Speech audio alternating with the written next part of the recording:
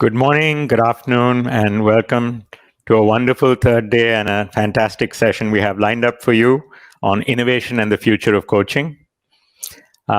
We have a really interesting session today to kick off. As all of us know, technology and cross-disciplinary solutioning approaches are disrupting business models across industries, and no less coaching. So what are some of the trends that are shaping the coaching industry, the environment today and the future? How are social change and technology possibly changing the landscape, and future outlines of coaching, and what lessons can we learn to exponentially grow and democratize the coaching culture across sectors? Our session weaves perspectives across academia, behavioral science, change management, software product, and startup ecosystems to give you a glimpse into the future landscape of coaching. Welcome, everyone. It's a pleasure to have this session sponsored by Simply Coach, in the forefront of enterprise-grade coaching management, a unique and exciting platform that's available. Do check it out in the sponsor booths later when you have time. But without further ado, I'd like to introduce our two speakers today. First, Professor Jonathan Passmore. Jonathan is a chartered psychologist and holds 5 degrees. He is published widely with over 30 books and 100 science articles, and is a professor at Henley Business School and senior vice president at Coach Hub. His latest books include Becoming a Coach, the ICF Essential Guide, and the Coach's Handbook. Do check it out in our virtual library section. He's won numerous awards for his work. We're excited to hear him talk about the landscape of coaching. Before I hand it over to Jonathan, I'd also like to welcome, we're privileged to have Sharath Sharma with us today. Sharath is truly an orbit change catalyst, as he is described, passionate evangelist of India's software product ecosystem, and co-founder of iSpirit, a non-profit technology think tank devoted to making India a product nation. He has extensive experience in internet, enterprise software, and digital infrastructure markets, and he's been a prominent voice in India's technology ecosystem. Sharath has chaired NASSCOM's product forum and was a member of the executive council. He's an investor in multiple technology startups. He's a member of the National Startup Advisory Council, SEBI's Financial and Regulatory Technology Committee, and has served on RBI's MSME Committee and the National Digital Payments Committee. Welcome, Jonathan and Sharath. Privileged to have you here. We're really looking forward to the session. Thank you. Handing it back to you, Jonathan, now. Great. Well, thank you very much indeed for that introduction. And what I'm going to be doing is walking you through some slides talking about the innovation that faces us in the coaching industry and how the coaching industry has journeyed over the last few years, but also the last few thousand years. And then looking into the next 10 to 20 years, what might be happening in our industry, with consideration about the implications for us as coaching practitioners, as well as for HR organizational leaders. So just as a brief overview then, we're going to explore in the development of coaching as a conversational device. And then last of all, we're going to talk about that implications for practice as we look into the future, having journeyed over that past period of development and thinking about how things are going to be changing and what are some of the implications for us in the coaching and HR communities. Now, always as an academic and a thinker, it's important for us to be clear about definitions. And there are a wide range of definitions about what coaching is. So I thought it was important, if you might be new to coaching, to be clear what we are talking about. So I've got 2 definitions which are here. One from an academic paper that I wrote with Annette Fillory-Travis in 2011. So our suggestion of what coaching is: a Socratic-based dialogue between a facilitator and a participant, where the majority of the intervention used by the facilitator are open questions. And now this is the important part, which are aimed at stimulating the self-awareness and personal responsibility of the participant. So as individuals who are engaging in this conversation, we might say coach, but we equally might say teacher or facilitator. And those words have changed over years and over decades. Our purpose in this is around that self-awareness and personal responsibility that we're helping individuals to move towards. Now, another individual, if you're a coaching practitioner, you would almost certainly come across is the work of John Whitmore, certainly a pioneer in the field back in the 1980s of taking what was common practice and bringing it into sport and then into organizations as a constructed methodology approach. And John talks about in his book, Coaching for Performance, unlocking a person's potential to maximize their own performance. It's helping them to learn rather than teaching them, a facilitation approach. So here we are really focusing on coaching, on the learning rather than the teaching, and we're maximizing, in John's sense, whether that's sport or organizations, performance. Now, for our own definition, and my own, we're casting that much wider. But we're thinking, well, it could also be not just about performance, but it could be about well-being. It could be about the journeys that we're making in our life and broader understanding, or helping us think through challenges, conflict, or other situations to help us resolve those. Now, what about the coaching industry, about where we stand now in the 2020s? Well, a little bit of research by the International Coaching Federation suggested that the coaching industry is certainly a multi-billion-dollar industry. 2.85 was their estimate. These are only estimates. And my belief is that coaching has continued to grow since 2019. So we're somewhere around the 3 billion mark, I suspect, and probably somewhere around the 100,000 coaches worldwide. And that would be 100,000 people who might describe themselves as a coach. But I would suggest that more than that, many hundreds of thousands of leaders, managers, parents, others are using coaching skills, coaching approaches to raise personal awareness and responsibility through their conversational approaches is much wider than this. But it's commonly used by leaders and global corporations who are hiring professional coaches or training their staff in coaching. And we're seeing, even though people have said, well, maybe coaching has reached its maximum, or we're going through COVID, it's going to be the end of that bubble of coaching, sustained growth has happened certainly for the last decade. And in countries like India, the research that we've done suggests that actually the pace of growth there is faster, whereas in maybe more mature coaching countries, so we look to the United States, for example, coaching's been going on from the 80s and 90s as a professional practice. Coaching, while it's still growing, is probably not growing as fast in those countries. So I want to share with you a model of development of what I describe as being the coaching industry, and 4 stages of development that really take us back 10,000 years. And you think, well, I've come to a session. Why am I going to be talking about 10,000 years of coaching history? I don't know if they only mentioned coaching going back to the 1980s.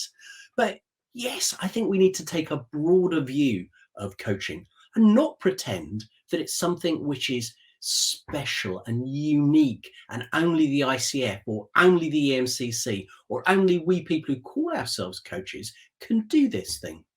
Actually, it's a conversational approach that has its history, its roots in humanity and conversation. Now, we are professionalizing it as the ICF. We're enhancing it as academics and scientists, thinking critically about how do we optimize this as an intervention. But it goes back a long way. And then we'll be thinking about how we then go forward into the future. And this model of development really has echoes in many other industries. So let's take a closer look at these 4 stages. So what I describe as being stage 1 is peopleization. So I believe that coaching has been part of daily dialogue since humans have emerged and developed sophisticated language. Probably 100,000, maybe 10,000, certainly 5,000 years, we have been engaging in conversations, whether we were hunter-gatherers 50,000 years ago, or maybe we were farmers 5,000 years ago. We'd be thinking about how we collaborate with others and how we pass on our knowledge. And we can do that through telling. So we say, make sure that you put the ox at the front and you put the plow at the back. Or you could be saying, You just go up that hillside a little bit and that will scare some of the wildlife down, and I'll be down here with my bow and arrow. But probably as part of that, individuals would have been using open questions.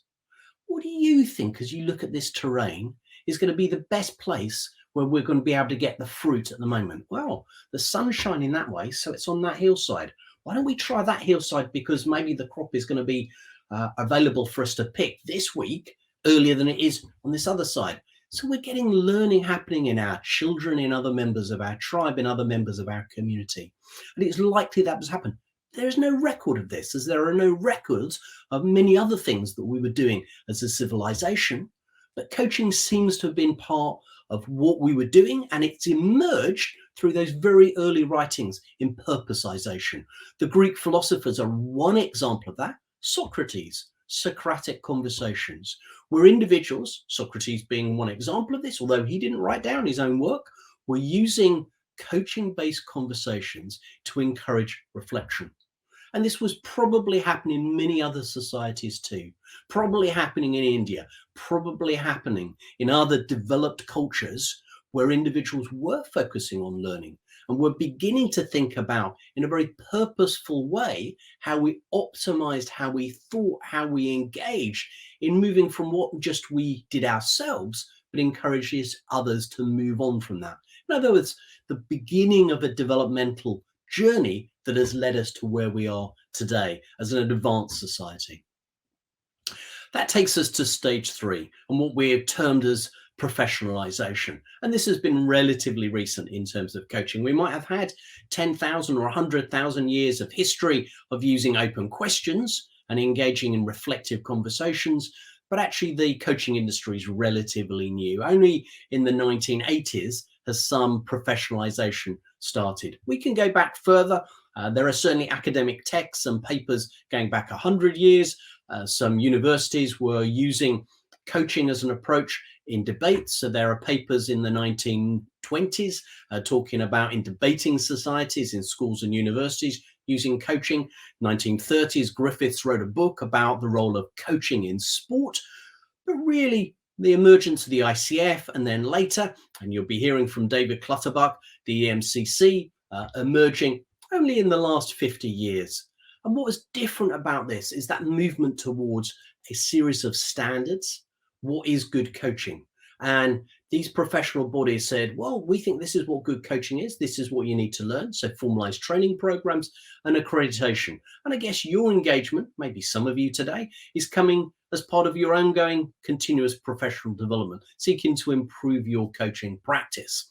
As we see ourselves as part of our identity as a professional coach, helping others to learn, to improve, to take more personal responsibility, and to become more choiceful.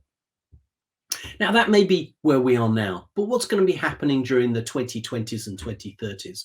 When we apply this model to other aspects of development, if we look, for example, in the agricultural industry, or we look in clothing manufacture, we can see that those stages happened.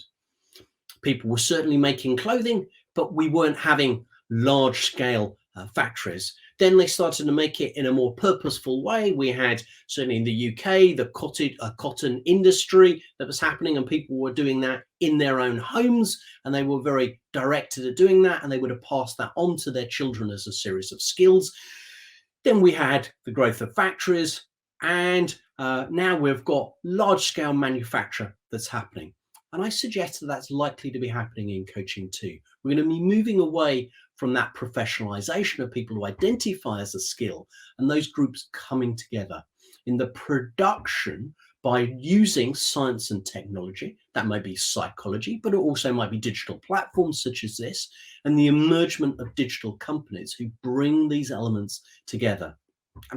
Simply Coach is just one example of this, and maybe that's why they were very keen to sponsor this session. Using technology to help coaches to better leverage the delivery of their coaching services. But as we've seen in many other areas, then that provides the opportunity for lower cost and more consistency in terms of quality and output. And there's no reason to assume that that's not going to be happening in coaching. And in fact, some of those trends are already starting to emerge. So let me talk a little bit about some of those trends in a little bit more detail.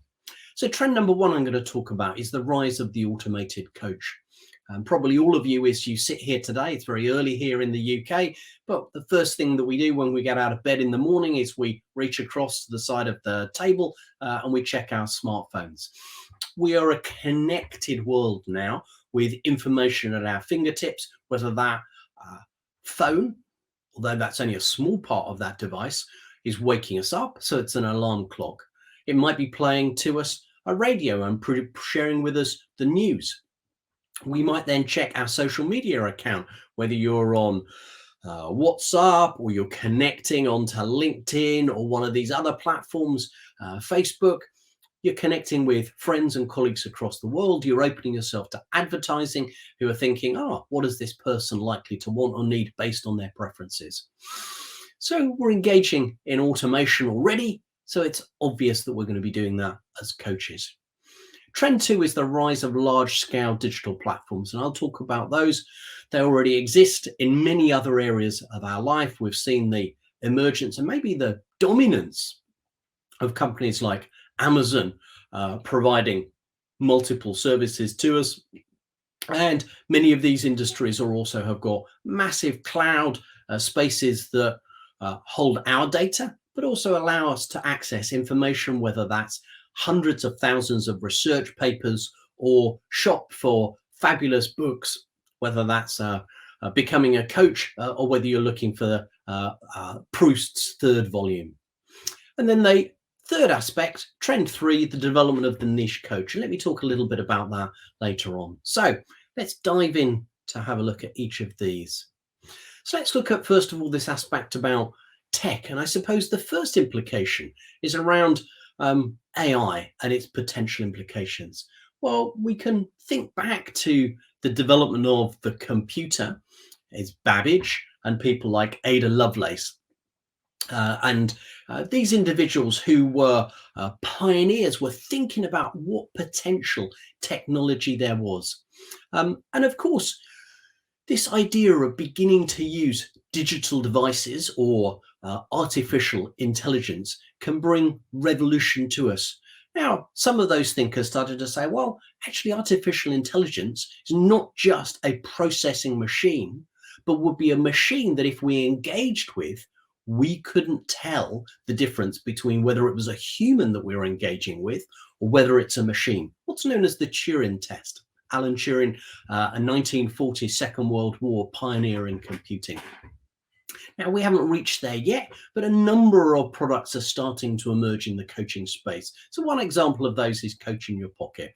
And this is a product, if you're a leader or a manager, you download the app, you subscribed, and it asks you reflective questions. Now, my experience of that, much like many of these other devices, is they're helpful to start us on our journey. But as they harvest and collect data from us, as they engage in more and more conversations, the ability of the product to respond in appropriate ways will continue to grow and develop. And as we progress towards the use of quantum computing, many of these products will gain in sophistication. And we might predict that somewhere over the next 3, 5, 7, 10, 20 years, that we will reach a point where it's very hard to differentiate, certainly through the digital device. Is that the question that a human being at the end of this would have asked us? Or is this a question that is generated automatically by the software in response to where we are in this coaching conversation? And when we're simply using a computer, then these products are likely to offer very low cost services. They're going to be great in terms of personal use. So they're going to help the individual because they're very low cost. And they're going to be encouraging individuals, which can only be good, to become more self-aware, more choiceful through that reflective process. And the journey of this development, we're already started, and the pace of that will very much depend on how frequently, how often, how much data these tech companies are able to gather, but also alongside that, the overall pace of the development of AI technologies and their ability to show to us, to engage with us in a way that we experience that they are equal or beyond us as humans. Now, one challenge in that space, of course, is empathy.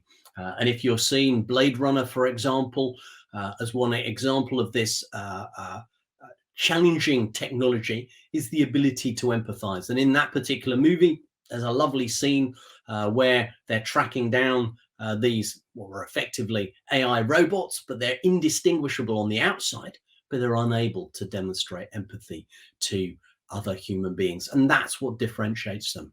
Now, who's to say what's going to happen in the next 3 or 30 years and the ability of technology to demonstrate empathy? We can certainly already observe how we read empathy through emotional expressions. So it's probably possible to then demonstrate through a device a facial expressions that signal empathy. And it's also able for us to read already at the moment through technology what individuals are feeling and thinking through reading facial expressions. So, for example, in China, the Chinese government have a massive amount of software and cameras across many of their cities, and are able to then observe individuals in their movement across those cities, and then able to, by looking at the faces, identify who that individual is, but also through their software identify what the likely emotional state of that individual is. In some ways, this is immensely powerful for us, but it's also immensely scary. Are we entering 1984, George Orwell's feared future, where Big Brother collects not only what we say, but also how you feel, even feelings that we might not be aware of? So we need to think about what the ethical implications of this and how we manage this growth of technology. So let's move to the digital platforms then. I've already mentioned Simply Coach. Another of those is Coach Hub, my organization, but there are others too, Move One being an example, and there are a whole host of those specializing, for example, in Arabic or in other services. And these digital platforms offer really democratization, medium cost coaching services aimed at organizations and the hundreds of thousands of middle managers. So it's moving away from coaching being a perk for those senior executives, where the senior executive meets somebody at a conference like this, has a chat over a coffee conversation and says, wow, fabulous, I'd like you to be my coach. Instead, this is buying large scale coaching, managers making choices about who they might like from the platform, who might meet their individual needs through completing a questionnaire that matches them, a bit like a dating app, and then making a choice to say, well, I think this person's going to be great for me. That coaching's available on demand. Often has, from the platforms like Coach Hub, has got supplementary learning resources that the individual can then access because they're simply there, harvested, brought together, curated. And through these platforms, you can provide secure services, which are really important often for large organizations. And by using a platform, those platforms are able to do the quality assurance that I was talking about earlier. So we see many of the ideas being brought together, as we've seen in other industries, of bringing technology together along with the behavioral science, the psychology of coaching, to enhance, optimize the impact and reduce cost, make it a more convenient option for individuals. No longer do you have to go and travel to go and see your coach, or the coach having travel to you with its associated cost, limited accessibility. Instead, they can be available on demand. Let's have a look at the third area, which might be described as niche coaches. So some of you out there thinking, well, I'm going to be replaced either by a robot who might not have the emotional intelligence than I have, or if they do, that's slightly scary. I might be replaced by these platforms, or at least I might have to go and work for a platform. And actually, many of you might already be doing so. You might have already contacted Simply Coach or Coach Hub and said, oh, I'd like to access the clients who you've got. Well, you might be, or as part of your service, thinking, well, I want to be a niche coach. And what we see in other industries is these niche provisions. You might go to a shop to buy a suit that's probably been made in a factory to a standard at a medium price. And you think, that's great, I've got lots of choice of color and sizes. But you also might be an individual who might say, well, I might spend $250 on a suit. Instead, I want to spend $2,500 on that suit. And you're going to have it made to measure. And really, the niche coach needs to be at that end of the market. It needs to be offering premium services. It needs to be able to do something which is bespoke an experience, a Chanel experience for the individual client, to differentiate their services, make the client feel special, and have a higher standard of service delivery that enables that specialism, that high level of skill, making the client feel actually the made-to-measure experience was worthwhile for me, and the quality of what I'm receiving, I can see it as a differentiator for that provision of service for those middle managers. So that requires those niche coaches to really enhance their skills. Clearly, coming to events like this, continuous professional development, not only just being an ICF ACC, but absolutely journeying towards being a master coach. How do I become the very best coach that I can be? How can I ensure that I'm not only using one or two coaching models? I might be using a behavioral model and a cognitive behavioral model, but actually I'm using a wide diversity. I'm using solution focus. I'm trained in psychodynamic. I understand systemic approaches. I'm also being skillful in drawing on mindfulness and can bring these aspects into my coaching work. I might also have a high level of understanding of an organizational sector. So I might be a specialist in the IT or the technology sector, and bringing these elements in to enhance my coaching skills and that wide repertoire that I offer. So it really is a bespoke, made-to-measure provision for coaches, for clients. So unless coaches are doing that, then what's the reason for employing an individual coach? You may as well then go to a platform that provides the off-the-peg, medium cost, high quality, fabulous. I'm really happy with this. So my encouragement to you, if you're a coach, yes, platforms might be a great way for you to enhance your business. But if you are looking at being a sole practitioner, then this is about driving your personal performance. It's about helping you to be the very best you can be. And that's through continued engagement with learning. So let me just begin to draw things to a close in this session, simply by saying I'd really like to carry on the debate. We're going to be doing that at the end of this session, but you can do that by linking to me on LinkedIn. And if you connect to me on ResearchGate, which is just a platform for accessing research, I've got hundreds of articles that are there you can download for free. So I'm going to hand back now to Raj at the end of my 20 minutes. Thank you very much indeed. Thank you, Jonathan. That was like a fascinating overview of the history of coaching and to where it's going. And, you ended up with productization. So a brilliant segue. Couldn't be a more appropriate person to hand over to hear from. Someone, Sharath, back to you to hear from you. So thank you, Jonathan. That was a fascinating perspective. I don't have this inside-out perspective to offer. So I asked myself this question, will technology change coaching? Can I look at it from an outside-in perspective? And so let me start with this story. Back in 2004, I lost a bet. And I'll tell you about the bet that I lost. And so the bet I had, just to set the context, I had just come off selling a telecom infrastructure company called Teltier. It had become part of Cisco. I had left, Lucent, AT&T, Bell Labs. I had a tremendous ride in the Marble family before that. So I'd been very familiar with this field. And in 2004, I'm having this conversation. And this person, Alan Quill, he tells me, he says, Sharath, 10 years later, by the way, he had also worked in AT&T. So we were both kind of Marble alums. He said, AT&T would not be the largest carrier of paid voice minutes across the world.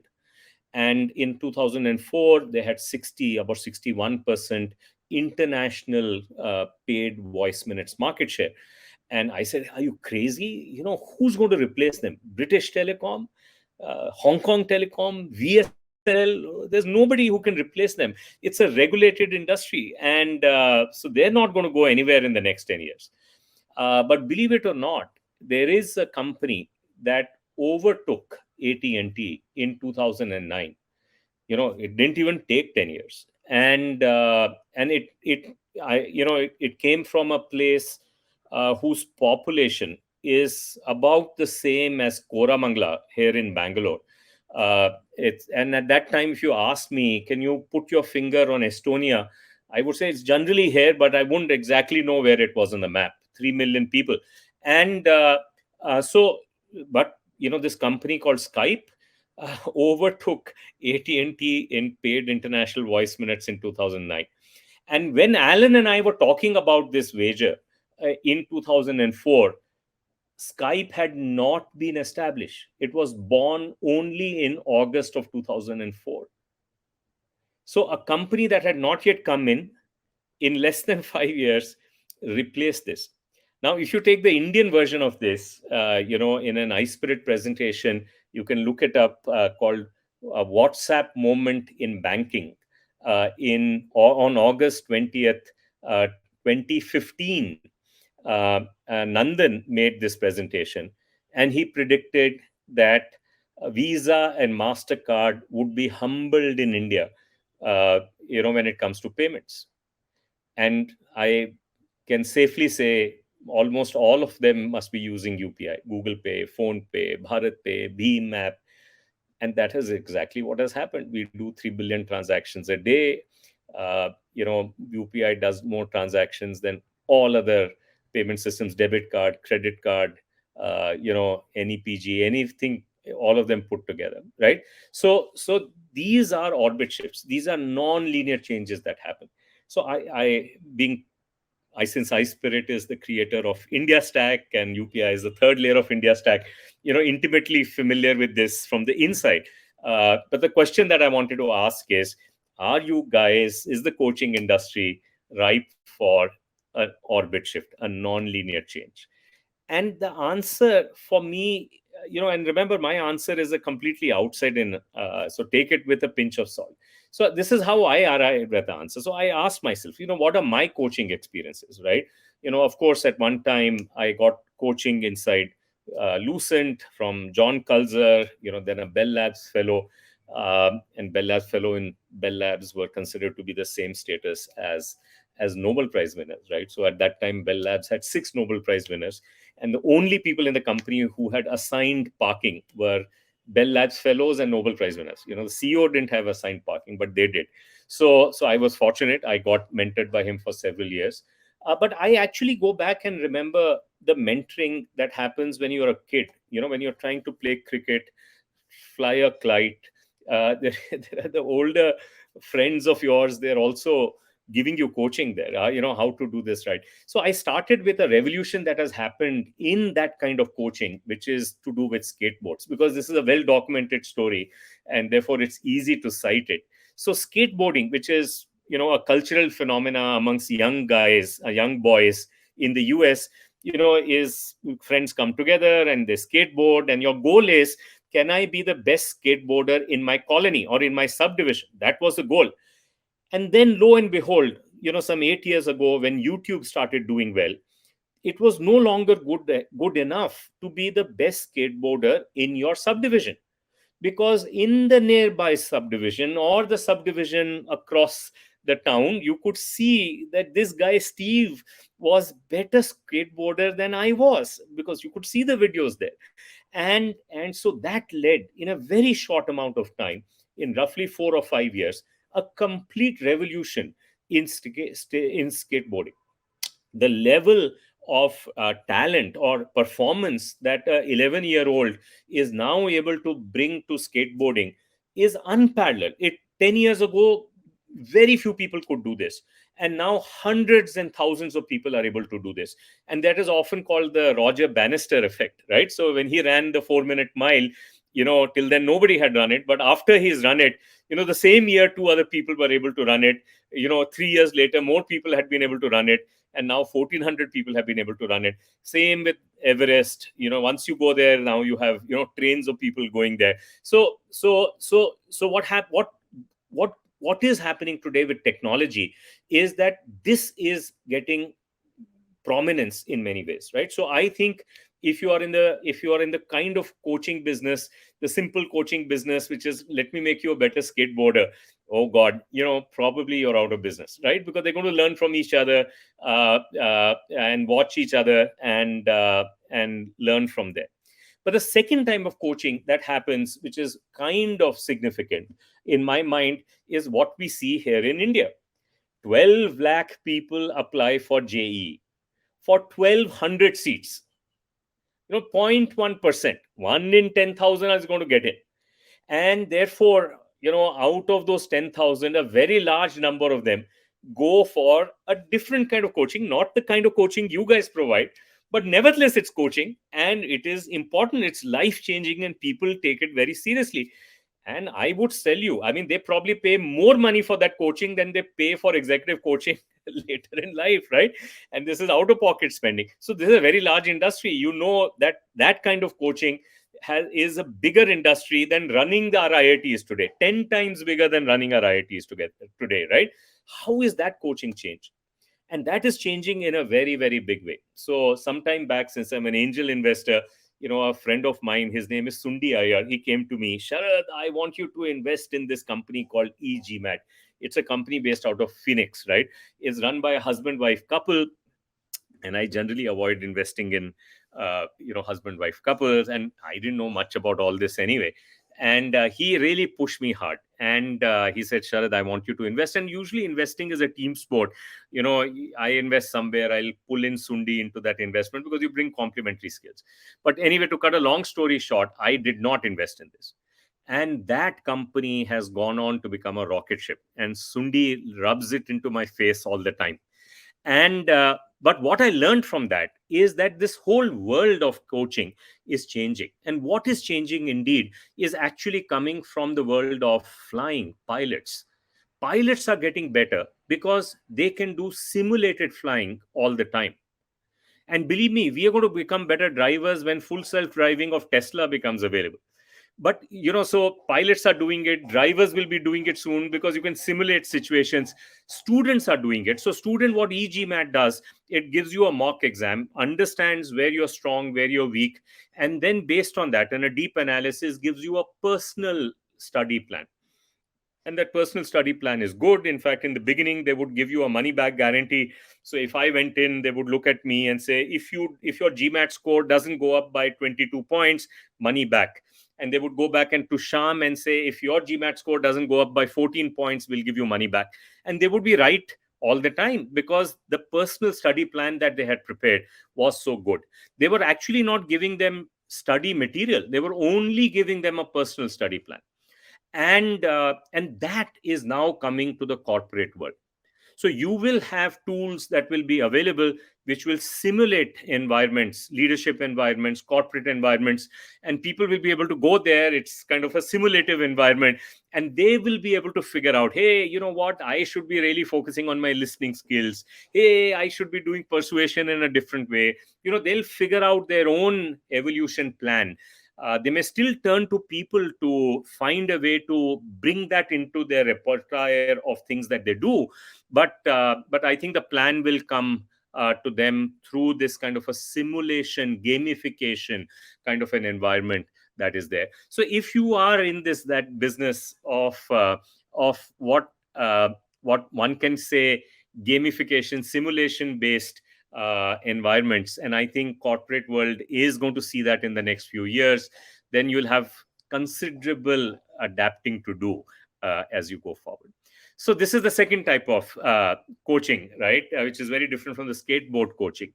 But let's go to another type of coaching, and that coaching is really deeper inner game coaching. And this is the world I've been living in for the last 10, 11 years. So iSpirit is a volunteer-based tech think tank. And so the question is, how do we create all this India stack and all these success stories, the best payment system in the world, eKYC, 15 million eKYCs a day, DigiLocker, eSign, these are things that you may have heard of. 2nd September, you will see India launching Account Aggregator, the first digital consent system for financial data in the world. So how is it a group of volunteers can pull this together? And if you see our tagline on volunteers.ispirit.in, you will see it is no greed, no glory volunteering. So it's unlike working in a corporate environment where you can say, hey, I'm going to make money and therefore, I must be the best version of myself, or I'm going to get glory and therefore be the best version of myself. this is neither greed nor glory, because we give the glory to the policymaker and we give the greed to the market players who bring things to life, as we go forward. So in that environment, people who come in, they are of course highly motivated to be doing all this, not just for impact, but also because they believe they want to be the best version of themselves. And so we developed an kind of a mental model. We call it aligning your quills exercise, where we said when you grow up, you have an electric set of beliefs. Some of them come from your teachers, your parents, your friends, and by the time you're in your mid-20s, you have this incoherent set of beliefs in your wardrobe. And your friends, you selected them because they are not going to point out the incoherence. Your parents are not going to tell you about it because they're supposed to love you unconditionally. And then it's the world that tells you, hey, you got incoherent set of beliefs, because when you try and bring yourself to something that you want to do, bring all of yourself, there is a voice on one shoulder that says, hey, do this because you're going to learn a lot, and somebody says, hey, do something else because you're going to make money there, so this is not the kind of thing you should be focused on. So they're competing voices in your head, and those inner conversations that you have, they become the most important conversations. So we found that in the kind of volunteering that is happening inside iSpirit, or I would say in a lot of open source projects across the world, it is this inner conversations that are very important, and coaches can have a very, very important role to play. So this part of coaching, I don't think will go away. But for this to exist, almost all the existing frameworks of coaching will have to be upgraded significantly. And it is going to, whether you like it or not, going to work. Going to go into this world of what I call as spiritual coaching, because there's going to be inner conversations about your deep fears. They're going to be inner conversations about your unstated beliefs. They're going to be about your inner stories. And if you are not in a position to engage with your client to bring these to the surface, you can't really do anything to help that person overcome them or address them and move forward with them. And the frameworks that you would need for all of this inner work is actually, believe me, they're going to be our Indian frameworks. We will have to invite Professor Passmore to learn those frameworks by coming and spending time here in India for a couple of years. I'm purposely being provocative here. So this inner game coaching, I don't think will go away, because this is really, we've seen this happen in elite sports. In elite sports, there is a competitive element. You have in India a wonderful organization that you may have heard of called the Olympic Gold Quest, where they make sure that you get enough competitive exposure if you want to be good in that sport. That is therefore very important. That is what you can call as the run bhumi. Run bhumi is the battlefield, and that battlefield tells you which outer skills that you must take on. A corporate life is a run bhumi, but a lot of it happens in being able to meditate, in being able to have inner calm and peace, so that in the last half hour of that marathon, you can deal with pain better than your competitor. In that match point that you have, you can be calmer than your competitor. That inner game coaching that you're talking about is a completely different beast altogether. And it is only when you come, and that we, in our iSpirit lingo, we call it the Rang Bhumi. Rang Bhumi is the battlefield. Rang Bhumi is the theater stage, where you are really focused on this inner story, inner game, inner coaching that you're talking about. And it's only when you bring both of these together that magic happens. So to summarize, I think the Ran Bhumi coaching, the pilot coaching, the driver coaching, the usual skills competency coaching is all going to get, it's going to be commoditized by digital technology. But the inner game coaching will become a lot more important, because that will be the difference between being the best version of yourself or not. And that requires a sea change in the Socratic Western paradigm of looking at this. Because look, the place where we have the history of looking at being the best version of yourself as an inner journey versus an outer journey is places here in India. So those are the elements we will have to incorporate. So my hope is that we are self-aware about this. We are able to bring those frameworks to the table in a way that we haven't done in the past. And if we do that, then a new world of coaching will evolve, in which some of you may end up being the people that everybody else learns from all across the world. So with that, let me stop here and hand it back to Raj. And I hope we still have some time for Q&A. Absolutely. Thank you, Sharath. Again, fascinating journey that you took us through, all the examples that you led, and then the comparison between the Socratic and perhaps the more traditional Indian inner game versus the outer game. But thank you for that. We have quite a few questions up, so I'm just going to mix it up. We'll take about 10 minutes for questions. I'm glad we have time. So the first question from Endo, and I'll try and do justice to just paraphrasing the question. As coaching dialogues are typically more emergent, using technology to automate these, how ethical would that be, Professor Passmore? This is for Jonathan. So Raj, that's a great question from our colleague, and I think that we haven't really, in my view, developed sufficient strength yet in ethical maturity of coaches who operate currently using conventional conversational technologies. So when individuals are meeting face to face, the coaching industry, in my view, is behind the psychologists and behind the therapists in their understanding and of their application of ethical practices. So given that, and given that technology is moving faster, we need to be very careful about how we think about the ethical implications of introducing some of this technology. And I hinted at that in relation to what governments are doing, and it's not just the Chinese government. There are other governments in the world that are using these technologies, and all governments will say, well, we're using it for the right means. And there are often good justifications for doing that, for reducing crime and ensuring safety of citizens. But we also need to think through the wider ethical implications of whether that's governments or individual coaches when data is being harvested and managed, and when technology then starts to take over this. And this is true in whether you've got automated cars. So who's responsible when there's a car accident and it's not the driver, not the human who's driving, but it's the computer who's driving and someone's killed? Is that the individual software engineer who wrote that line of script?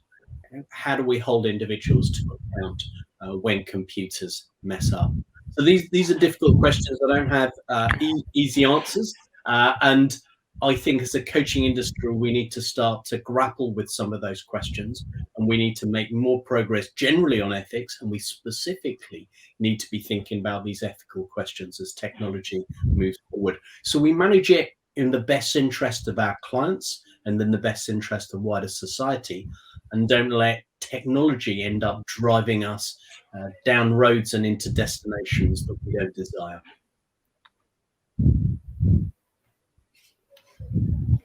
Thank you, Jonathan. I think that was a very honest answer. Next one from Lakshminarayan, and Sharath, maybe you could take this. And Sharath has a question on coaching is essentially a very human process, but introduction of automation, robots, where is the space for emotional intelligence and empathy that's so core to coaching? See, I think the threat to coaches is not technology. The threat to coaching is self-coaching. See, what skateboard did was, by being able to watch other skateboarders of your own age go through a trajectory which was faster than yours, you trained yourself to be a better skateboarder. So it was self-coaching. And when the pilot is doing simulations and you can now become a CPL license in many countries with 100 hours of actual flying. But all of the rest of the flying, 500 hours of flying, is simulation flying. So when you can do a lot of this kind of flying, nobody's teaching you. Nobody's a coach. You are your own coach. So the threat to coaching is actually self-coaching. So because when you can now, even fly a plane without destroying a plane or spending so much of money on fuel and needing expensive kind of a plane, renting it and doing it, then obviously you can become a much better pilot. And so the question that will happen even in corporate environments is, because now that you are able to give people, fairly realistic environments in which to practice, a lot of people will do self-coaching. So I am not a believer that a automated coach will come and solve it for you. No, what will actually happen is you will just have environments in which you will practice a lot more, and you will coach yourself, right? And therefore, the part that is very hard to coach is actually the inner part. It's very hard to learn meditation without a coach. It's very hard to visit your deep fears, without somebody standing by you and doing that. In fact, look, I'm an atheist, so, take this with a pinch of salt. But one of the arguments for prayers is that you visit your deepest fears with God. And that takes the sting out of those deepest fears that you have. Now, you can do that with a good coach as well. So the question is, can you visit your deep fears? Can you give voice to your beliefs that are unstated, that were assimilated by you by the environment, but you haven't given it vocabulary and words? And if you can give it vocabulary and words, then you can see they're no longer appropriate for this new situation, and therefore you can overcome them and develop, further to adapt to the environment that you are going after. In these areas, you need a human being. I feel there is no danger of those kind of human beings being replaced by technology. Because general AGI, or artificial general intelligence, is still very far away. We have what is called as, domain specific AI. Driving a car is a great accomplishment for AI. Don't misunderstand me. But it's a very, very domain specific deep AI. And from there to go to understanding this inner model of a human being, what inspires people, what motivates people, what scares people, what are the self limitations that hold us back, giving vocabulary to that, giving people a way to then move forward, once they know that. These are very hard problems to deal with, and I don't think there is any danger. So I think there is a dumbbell kind of a situation. There will be lot of self coaching that will happen, because tools will be available. They'll all be very serious, what professor called as niche coaching. I think that niche coaching will be inner game coaching, and there'll be nothing left in the middle. Everything else in the middle will be disintermediated. And so that is my sense of what the future portends for the coaching industry. Thanks, Sharath. And you kind of, also answered a question that came up from Divya, where she was asking on the interesting take on simulation and how this sits with, more inner reflection. I think you answered that beautifully as well. So thank you for that. Maybe we'll take another question from that's coming up from Vinita. So with intrinsic cultural elements woven into coaching, how robust can it become as a global practice? Can technology help in perhaps making coaching more global? And what's the role of a coach in gearing up to do that? Jonathan, do you want to take that? Yeah, I'll happily take this. And I think one of the issues to think about in terms of globalization is that what we don't create in coaching is McDonald's effect.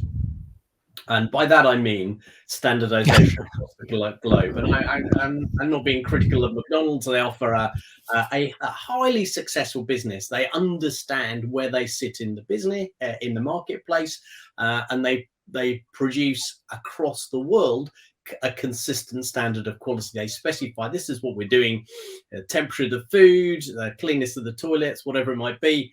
There we go. We're operating at this standard. And do that phenomenally well. But what you tend to get then is it's hamburgers everywhere. And while I might like a hamburger, if I'm being a very American meal. Well, actually, I might also like roast beef and Yorkshire pudding, but they don't do that. And if I'm in, I don't know, Africa, I might like something else. Or if I'm in Asia, I might like something else. And so you end up reducing that national flavor, that distinctiveness. And so one of the worries that I have as the growing globalization is that offers benefits, but we need to make sure and try and manage to reduce its impact, that we don't end up with a bland everything the same, and that we do celebrate and encourage diversity and think, well, yes, this style of coaching, let's just take ICF as one example, this style of coaching as a set of approaches works very well in this Western context. What is it like in an Eastern context? How do we bring that alive? How do we recognize differences there? What's different about European and African coaching? And how do we encourage those approaches in an African context that takes account of culture and traditions and ways of working that suit those styles of that country and that heritage? So I'm very keen that we benefit from globalization, but we don't just create bland across the world, that everything is exactly the same. Yes, we can have greater choice, but that doesn't mean to say other flavors then disappear. And the other thing I just wanted to pick up from the first question, Raj, if I may, that Sharath was talking about, and I absolutely agree with him that I think that middle managers often start out thinking about behavioral-based skills in their coaching conversations, and technology can be very good at doing that. And that the role for behavioral coaches, the bespoke coaches who need to be working at the inner coach, as Sharath was talking about, I describe this as being working with cognition and emotion. So we move, yes, behaviors are important, but they're influenced by what's going on inside of us, our cognitions and our emotions. And that as we develop as coaches, we need to be working at those levels too, cognitive behavioral, but using approaches such as mindfulness, encouraging people to engage in meditation, being more emotionally intelligent. Depending on the language that you're using, those are often very similar concepts. There's crossovers between these. And so for me as a coach working with senior executives, what I hold in my mind, and much of the coaching literature has talked about empathy and the relationship and being close to and similar to our clients. But what I hold in my mind when I'm working with senior executive is I'm not their friend. I'm their torturer. I invite them to a conversation to have a fireside chat so it feels friendly and they sit down in their comfy chair. But actually what I'm doing as they sit by the fireplace is moving their chair closer and closer to the fire, to hold their feet over the fire until they squirm. It's taking people, because often we as humans don't want to move very close to the cliff edge. I'm taking them, hopefully in a safe way, in a supportive way, to the cliff edge, to look over that cliff edge, to face and experience those fears in a supportive relationship. And that by doing so, they understand themselves better. So when I am not there, they're more able to cope with those challenging situations that senior leaders in organizations, whether managing during COVID or whether they're having restructures or a merger, are able to face those fears, overcome them, and lead their organizations and teams forward towards success. That's the role of the bespoke coach. That's the role of senior executive coaching. And I absolutely agree with Sharath that that's the space that the human coach should be focusing on. Sorry, Raj, to take you back into that little question, as well as answering the first one about globalization. I want to build on what you're saying, Prof, and I know we are out of time, so I'll be very quick. I'll share this. I've not shared this on any other platform. So 2012, one of my friends, Rajesh Sethi, he's in the Valley, he shared his annual goals, and he said he wants to have 100 needle moving meetings in the year. And I ended up talking to him. I felt fascinated by that idea. So this has been my goal ever since 2012. And I now I do about 500 or 600 candidate meetings a year. Every one of them I record in my Zim Wiki, right? And that Zim Wiki was called my first paradigm. So this is me trying to get 100 needle moving meetings a year, right?